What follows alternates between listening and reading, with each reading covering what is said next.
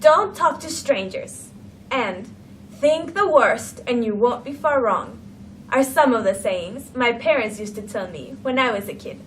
Honestly, I've always brushed them off with a smile and a roll of my eyes, thinking they were totally outdated.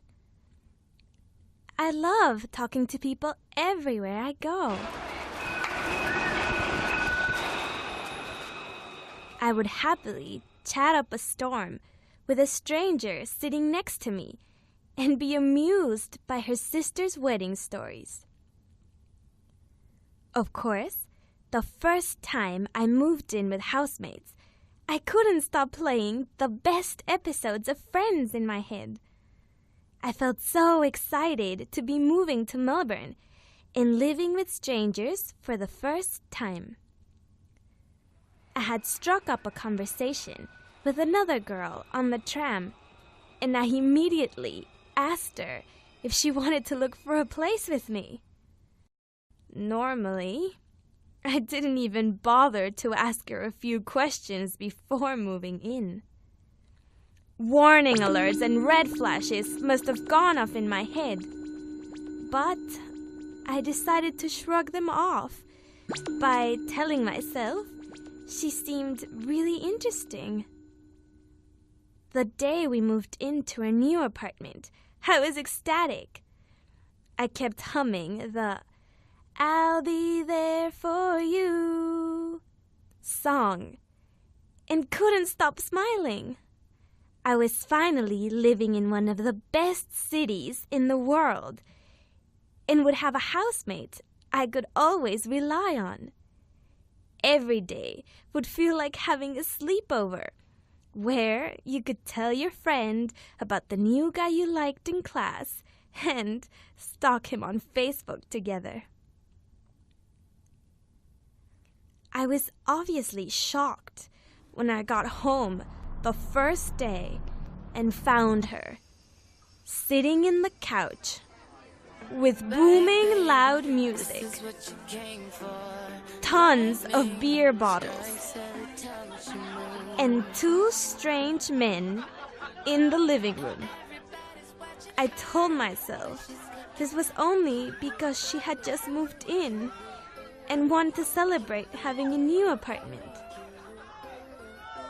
I've always thought of myself as an easygoing person, so I forced a smile and tried to talk to the new people sitting in my house.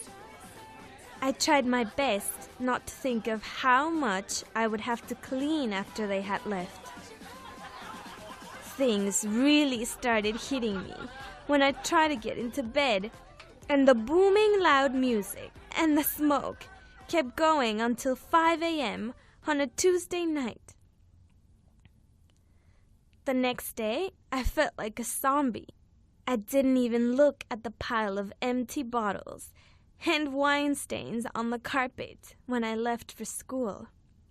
As the day went on, I forgot about the night before, and I was excited to go home and talk to my new housemate about the job I had just been hired at. However, as soon as I got off the elevator and started listening to the faint sound of hip-hop music, I began dreading it would come from my apartment.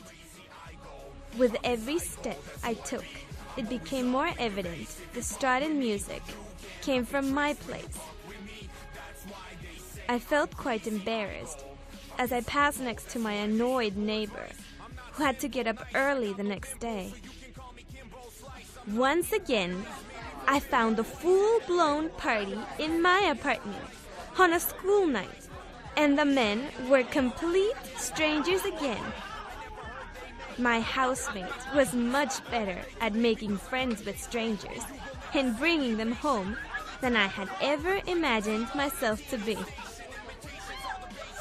This time, I went straight into my room and tried to go to sleep. Things didn't quiet down until 4 a.m. again, feeling nauseous with a horrible smell of cigarette smoke. It was then that I realized I had to start all over again and find a new place to live. The day I left the house, I called my parents to let them know I was moving out again. I was expecting them to be extremely upset for not having listened to them in the first place. However, they only laughed and felt relieved nothing had happened and that I had learned a lesson.